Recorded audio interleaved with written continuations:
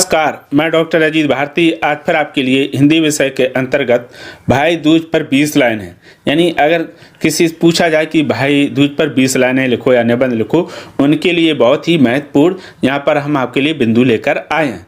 इसमें आपको ये पता चल जाएगा कि अगर भाई दूज पर 20 लाइनें लिखनी हो तो लिख सकते हैं। भाई दूज क्या होता है, नियम क्या होते हैं, किस तरह का त्यौहार होता है, ये भी जानकारी बहुत कम शब्दों में मिलेगी। तो चलो फिर शुरू करते हैं। तो आपका पहला बिंदु ये रहा, भाई दूज हिंदुओं का प्रमुख त्यौहार है। यानी जो भाई दूज का त्यौहार है ये कहाँ हिंदुओं में मनाया जाता है, चाहे वो भारत में रहते हो, नेपाल में रहते हो, मॉरिशस में रहते हो, चाहे अमेरिका लंदन में कहीं रहते हो, सभी मनाते हैं। दूसरा बिंदु, यह पर्व भाई और बहन के प्यारे रिश्ते पर आधारित है। यानी जो भाई दूज है ये भाई बहन के प्रेम पर आधारित होता है। तीसरा बिंदु, यह त्यौहार पूरे भारत में मनाया जाता है। यानी इस त्यौहार को पूरा भारत मनाता है और भारत के बाहर रहने वाले हिंदू समुदाय से जो लोग जुड़े वो भी मनाते हैं। अगला बिंदु नंबर आता आपका 4, भाई दूज को प्राचीन काल में यम द्वितीया के नाम से भी जाना जाता है। यानी भाई दूज को प्राचीन काल के पौराणिक वगैरह में यम द्वितीया के नाम से भी जाना जाता है।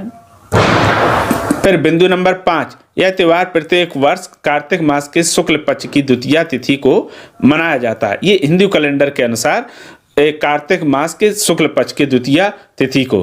बिंदु नंबर 6, इसमें आटे से चौक बनाई जाती है।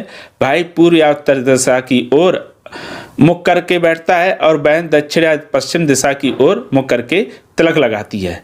तो ये क्या है, नियम है जब भाई दूज होता है। फिर बिंदु नंबर 7, भाई अपनी बहन के पैर छूकर उपहार अथवा पैसे देता है। यानी जब बहन टीका लगा देती है और उसको मिठाई खिला देती तो भाई पैर छूता है और फिर उपहार में या तो पैसे देते या कोई गिफ्ट या उपहार लेकर आता है।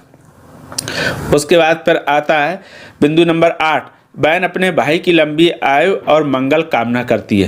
यानी बहन हमेशा क्या अपने भाई की लंबी आयु और उसके मंगल की कामना करती है। बिंदु नंबर 9, यह त्यौहार भाई बहन के निश्चल प्रेम को दर्शाता है। निश्चल का यानी बिना स्वार्थ के ये त्यौहार मनाया जाता है। यानी भाई बहन का अगाध प्रेम यहाँ पर दिखाई देता है, उनमें किसी प्रकार का कोई स्वार्थ नहीं रहता है। बिंदु नंबर 10, बंगाल और असम में इसे भाई फोटा के नाम से जाना जाता है। बिंदु नंबर 11, गोवा और महाराष्ट्र में इसे भाव बीज के नाम से मनाते हैं। बिंदु नंबर फिर आता आपका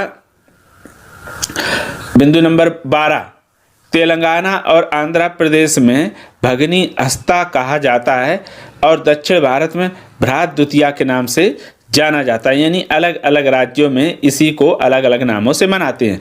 वहीं बिंदु नंबर 13 में पंजाब में इसे भाई दूज को टीका कहते हैं, टीका लगाना। बिंदु नंबर 14, उत्तर भारत में भाई दूज के नाम से इस त्यौहार को मनाते हैं। बिंदु नंबर 15, नेपाल में इसे भाई त्योहार के नाम से जाना अथवा मनाया जाता है। बिंदु नंबर 16 आता, नेपाली बहनें अपने भाई के माथे पर 7 रंग का तिलक लगाती हैं। यानी वहाँ तिलक 7 रंग के लगाया जाता है, जबकि भारत में हल्दी या कुमकुम से और चावल से लगाते हैं। बिंदु नंबर 17, ऐसा माना जाता है कि इस दिन जो भाई किसी बहन से तिलक कराता है तो अकाल मृत्यु नहीं आती है। यानी उसके ऐसा मानता है कि अगर कोई बहन अपने भाई को तिलक करती है भाई दूज में तो वह क्या होते है, उससे यम का आशीर्वाद मिल जाता है।